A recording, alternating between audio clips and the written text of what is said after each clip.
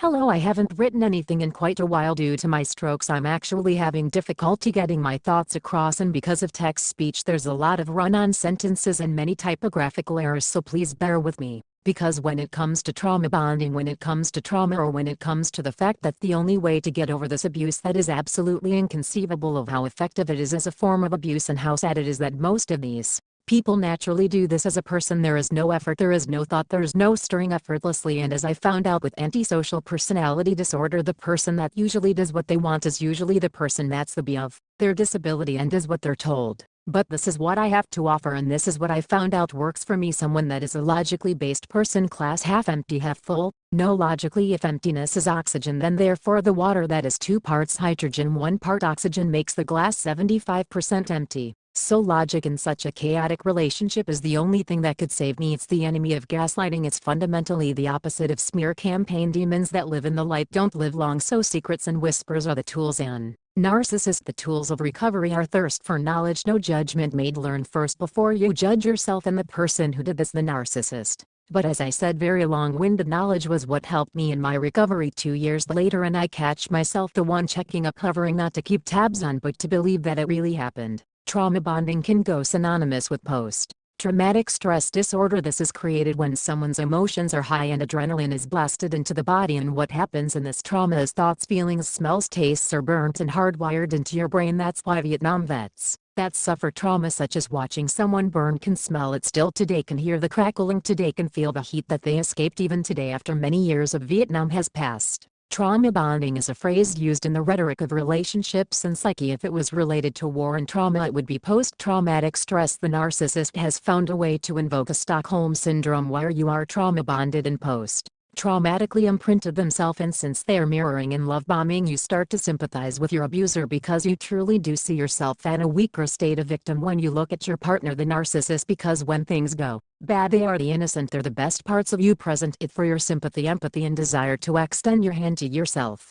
Educate yourself. Realize that the abuser was once the abused. Often in abuse cases you either end up an advocate or an abuser yourself, trying to replay the situation to correct it. Even if it's fundamentally wrong, you either try to justify it in your actions morally, or you vindicatively hurt others because you've been hurt. Learn that the cancer patient that is the bed every day that you take care of has no choice, and you should not be mad because they are sick, and you can't really hold sick people at fault no matter how the bed is. The narcissist is a victim of their own mind, of their own insecurities, of their going nowhere life because of low self-esteem. They are the victim that believes because it happened to them and no one was there to help them through their abuse, even though it's their own mind, then why shouldn't it happen to anyone else, in a resentment type of way. Educate yourself that you were a victim of emotional warfare with a seasoned vet that has been a victim of their own emotional turmoil. It's been playing the game for a long time by themselves, with themselves, against themselves. That's why they are naturally attuned to being above average with manipulation. Also, do not judge yourself as weak for being a victim of narcissist abuse, because unlike people with antisocial personality disorder, they find the lame, the ducks in the barrel, the ringer shots, and pick off the weak out of the pack. The narcissist often picks people that would be considered big game, emotionally stable, socially established, financially secure, with a healthy average value of self-worth. Actually, being a victim of narcissist abuse means that you are big game, not lame or weak, but a trophy to the narcissist in some sick way of being. They are a better person than you because they beat you at their game, not at the game of life.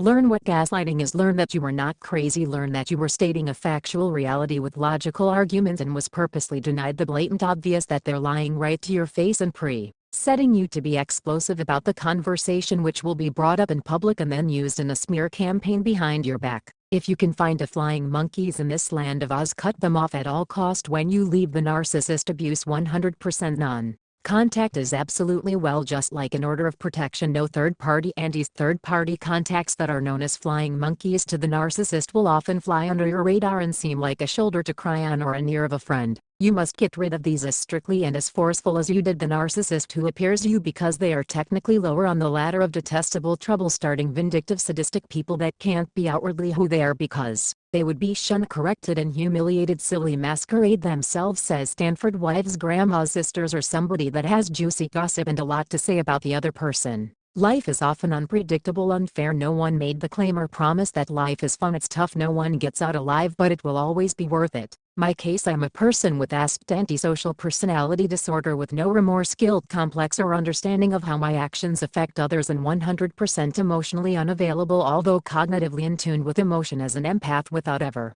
feeling anything more than pride, anger, sense of entitlement, and no true connections or real bond with anybody. Absolutely immune to the emotional warfare of the narcissist. Well, here's unfairness: I also suffered multiple strokes, more than 20, less than 40, we'll say 30 dead spots in my brain, not minor TIs, full out strokes, 30 spots in my brain that were starved for oxygen to the point that they died, and if you looked at me you would never even know. Well, here's something that happened in that chaos: the body always tries to save itself, especially the brain. While my brain was dying, it was trying to save itself in the same processes. Just like when you learn something new, your brain burns new pathways, shorter pathways from one nerve ending to another, making the process faster. While my brain was trying to learn how to survive, so it rewired and burn pathways into my brain as it was dying in other areas. Being a person of antisocial personality disorder and at a very young age losing the faculty part of the brain, the process of emotion, I believe that it was prime real estate to burn new pathways, because the brain uses fresh tissue, live tissue, to do this. Since that part of my brain was never used and I just simply think, and since the electrons remind me of electric and jumping a battery, I believe somehow it jump-started that part